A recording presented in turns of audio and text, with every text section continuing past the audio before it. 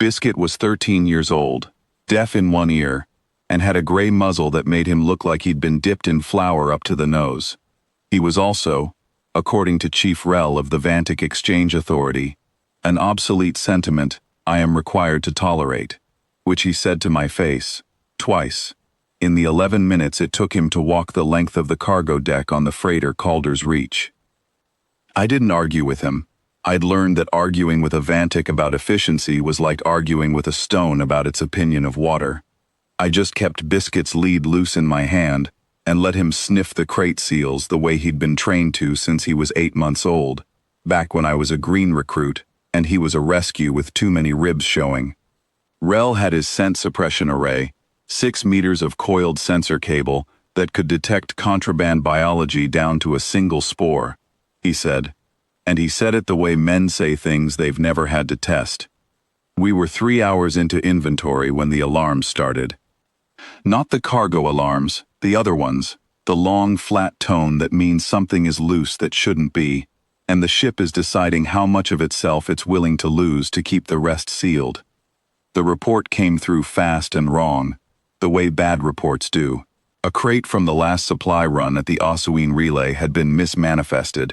Inside it, coiled in packing foam, had been something that was very much alive, a drift hunter, a blind, vibration-tracking predator, native to a world so hostile the Ossuine themselves only harvested its shed skin from a safe distance, by drone.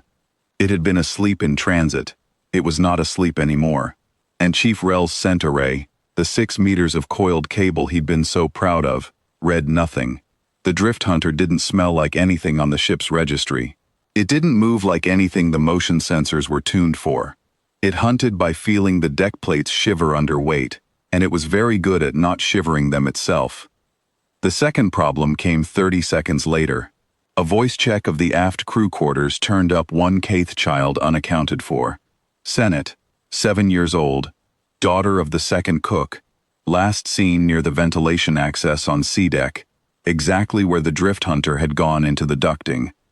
Captain Voth's answer was to seal the aft section, all of it. Bulkheads down, override locked, section vented to a slow crawl of atmosphere loss that would either starve the creature of air or force it toward the forward sensors, whichever came first. It was, by every metric the ship trusted, the correct call. Nobody said out loud what it meant for a 7-year-old who might still be breathing on the wrong side of those doors. They didn't have to. I could see it on their faces, the particular blankness of people doing math they hate. "Let the dog go in," I said. Chief Rel actually laughed. Not cruelly. That would have been easier to argue with. He laughed the way you laugh at a child suggesting you fix the reactor with tape. "Cadet, my array has a detection radius of 40 meters and found nothing. What precisely do you believe a domesticated Terran scavenger will locate that 6 meters of calibrated sensor cable could not?" "He doesn't need to detect the drift hunter," I said.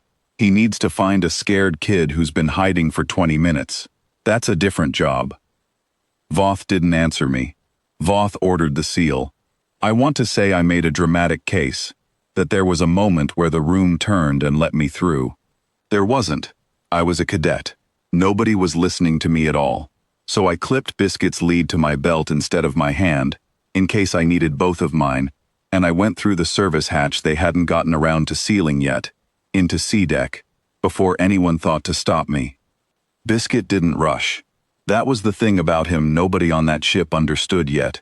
He had never once rushed in his life, not chasing a ball, not going downstairs, not doing this.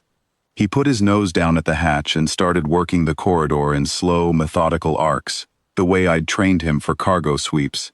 Except now the cargo was a little girl, and I had never in my life wanted him to hurry more, and known better than to ask him to. The lights were emergency amber. The air already had that thin, used taste of a section running on reserve. Somewhere above the ceiling panels I heard it. Not a growl, nothing so simple. A soft, dragging rasp, like something heavy being pulled across metal by inches. It stopped when we stopped. It started again when we moved. It was listening to us exactly as hard as we were listening to it. Biscuit ignored it entirely. That was the part that still gets me.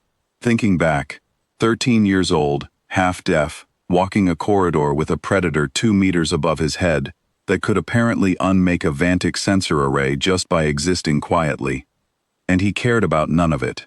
His whole attention was on the deck plates, on door frames, on the specific stale sweat, fear-sweet scent of a frightened child, which is a smell dogs have been reading since long before anyone built a ship to carry them off Earth. He found her in a maintenance locker off the 3rd junction, wedged behind a coolant manifold with her knees against her chest, and he sat down outside the locker door and looked at it the way he looked at a fed bowl, patient, certain, unbothered, and made one low sound, not a bark, just a huff through his nose that meant here. I opened the locker. Sennett had her hands over her ears and did not move until I said her name twice, quietly, the way you'd talk to any scared kid, regardless of how many limbs or eyes they had.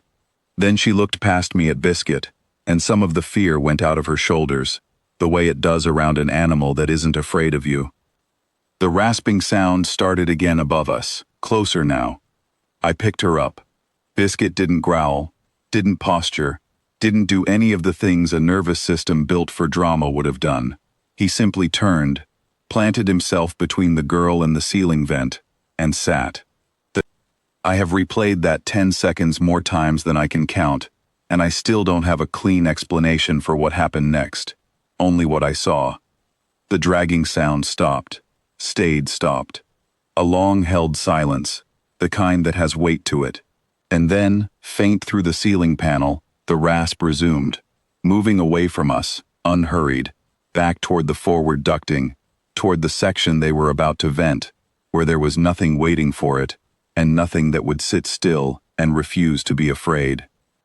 I don't know if it read Biscuit's stillness as confidence, or sighs, or some frequency in an old dog's slow, steady heartbeat that a creature which hunts by vibration understood better than any of us.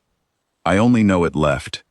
I only know Biscuit stood up afterward, shook himself, once the way he does after a nap, and looked at me like it was time to go home for dinner. They caught the drift hunter forward 2 hours later, in a null-grav containment net, unharmed, same as us. It took 4 crewmen and a tranquilizer rig, calibrated for something 3 times its mass, and even then, the report said it went in without much of a fight, which didn't surprise me, not after what I'd watched it do in that corridor. Something that reads a room that carefully doesn't waste effort proving a point it's already decided to lose. Nobody had to vent anything. Nobody had to explain a dead child to her father. Chief Rel found me on the cargo deck the next morning while I was refilling Biscuit's water dish. He stood there a while, in that stiff Vantic way, working up to something. Finally, he said, "The array's detection threshold has been recalibrated," which was as close as I ever heard him come to an apology, and then he crouched, carefully, like his knees weren't built for it, and held out one hand for Biscuit to sniff, which Biscuit did, briefly, before losing interest entirely and going back to his water. Rel straightened up and didn't say anything else. He didn't need to. I'd stopped needing him to a long time before that. I still work supply routes. Biscuit's gone gray around the eyes now too, not just the muzzle, and he sleeps most of a shift curled against the manifest terminal, where the heating vent runs warm. Sennett's father sends over a piece of dried fish for him every relay we pass through the Osuine system, which Biscuit accepts the way he accepts everything, like it was always owed to him, and he was never in any hurry to collect.